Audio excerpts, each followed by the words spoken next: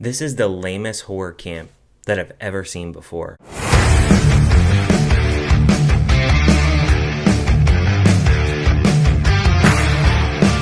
Hey everyone, welcome to the channel. My name is Ryan, and today on the channel, I'm going to be discussing a horror slasher film called Camp Pleasant Lake. If you're new to the channel, definitely hit that subscribe button because I cover all kinds of movies like this on the channel and tons of different genres. There's something for everyone, so you won't be disappointed. This film is directed by Thomas Walton, and he's done 2 other films before, but I've never seen any of his previous works. The film stars Lynn, Reiter, Johnathan Lipnicki, Layla Almas Rose, and bonnieaarons as a special guest appearance. The film is about a couple that takes over this old campsite, and they are turning this old campsite into a horror fest for adults, and they pay this money to go there and experience all kinds of blood and fun in the horror genre. Starting off with the positives, I like the poster. It definitely screams a horror slasher film. Bonnieaarons, she makes a special guest appearance. If you don't know who that is, she played the nun in the Nun films. She doesn't have much of a role here, but I did like seeing her on screen. Some of the effects aren't too bad, but a lot of the effects in here aren't very good. But towards the beginning of the film, the effects aren't too bad, but not necessarily very good either. So I'll give that like a decent to like the positives there for some of the effects. And also I do like the backstory. The backstory here is you have a brother and sister. They were at this campsite 20 years ago, and the daughter actually goes missing and they never find her. So that backstory, they do rehash that, and there's about 10 minutes where they actually go back into the story, talk about the campsite, talk about how they got bullied and such like that, and then they tell the story of how the daughter actually went missing. Beyond those positives though, this movie, it's not very good. The movie starts out, we have these 2 guys, they pull up in a car, they see a car that's actually broken down on the side of the road, and they go, I'm gonna help out this guy. They get over to the car, they're going to help out this person. They discover it's a woman, and then they say again, oh, I'm going to help out this guy, which made no sense. Obviously, she's a woman. You have the guy that's talking to her about the camp and everything, and how they're going to be these special effects guys with the blood and everything at this camp. This camp was bought by this couple, and they're going to turn it into a horror camp. Now you have the other guy that's in the car.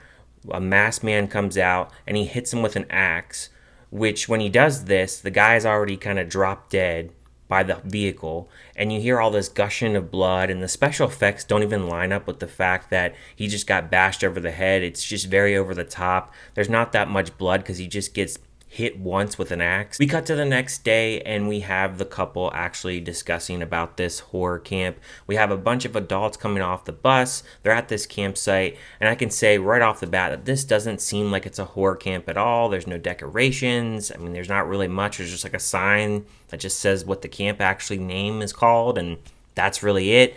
You have them gather up in a circle. You have some of the people that actually work at the camp, and that's really it for that presentation. Now, they then tell a story later on that goes into the backstory about the 2 children that are missing. And one thing that I did notice during that backstory is you have the parents, they're driving in a car. And when they're driving in this car, it's very obvious that it's green screen and they're actually not driving on a road. You can tell right away that it's cheaply made in that aspect. The film has a lot of inconsistencies. One scene where a guy's actually smoking a cigarette, and instead of having actual real smoke, it's CGI smoke. Like, we can't have a character actually really smoke a cigarette. You have another part where you have the campers talking about the backstory of these children. They have a fire going, and they can't even light a real fire. It's CGI. Like, come on. Like, you don't have enough money to at least do that. There's another part, too, where it's nighttime, and you have a guy that's looking for someone, and they have, like, a big beam of light. It's very lit. Obviously, it's night out.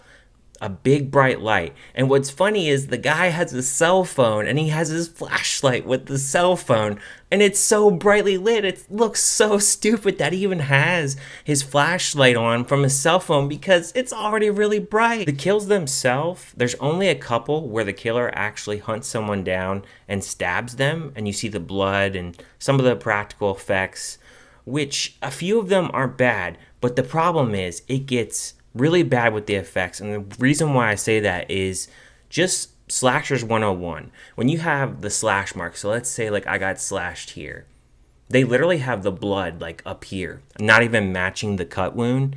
I mean, come on, you can tell that the people that did the special effects here, they obviously haven't done horror before. It looks really bad when you see that. It definitely sticks out. There's a rinse and repeat scene that they do 3 times. Now they have the campers around the fire, and this is during the daytime and the nighttime, and the killer, he has his mask on. He comes up and he starts slashing people left and right, stabbing them, whatever he's doing as far as a weapon. And everybody cheers because they think that this is part of the special effects team and it's not real. But it's interesting because the way that they all die and everything, you would think somebody would think, okay, this may be real. You know, this could be actually happening. But all the characters are too stupid to really realize that. There's even a scene where a guy actually gets hit in the head and blood is gushing out of his head, and the blood actually looks like Kool-Aid. There's so many characters in this film that nobody ever gets developed. None of the dialogue reading is any good. Nobody can actually act in this film. There's overacting. Nothing really hits the mark as far as lines. Killers themselves, they're pretty bland and pretty boring. They both wear black hoodie jackets and a basic yellow mask. They grunt at times, they hum at times.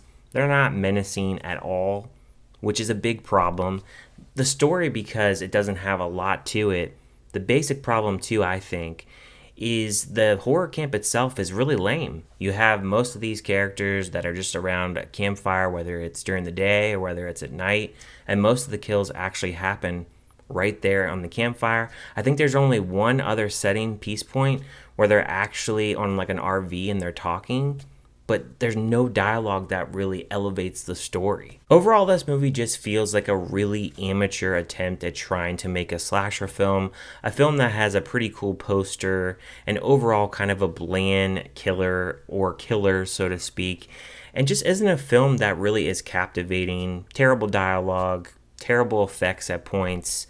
And overall, it was just very cheaply made, and it's very hard for me to recommend this film. So I'm going to give a score of this film a half star out of 5. It just wasn't very entertaining. There's just not enough here to really say positive, to really even take this to even give it a look. There's a lot of other slashers out there that have done much better on a low budget as well, and I just think this is very poor. Let me know in the comments, what did you guys think about this film? Did you like it? Did you hate it? Did you just think it was kind of meh? And if you haven't checked it out, is it something that you're going to check out on VOD? I have seen with this director, he's done 3 films, and a lot of the reviews on Letterboxd for those 3 films are between a half star and 1 star, so I really think that he needs to get a writer, some decent special effects people that actually know what they're doing, and hopefully some people that know how to act a little bit better, because that really hurts this film. There's too many things that really go against this film, and that's why I say that I cannot recommend this film.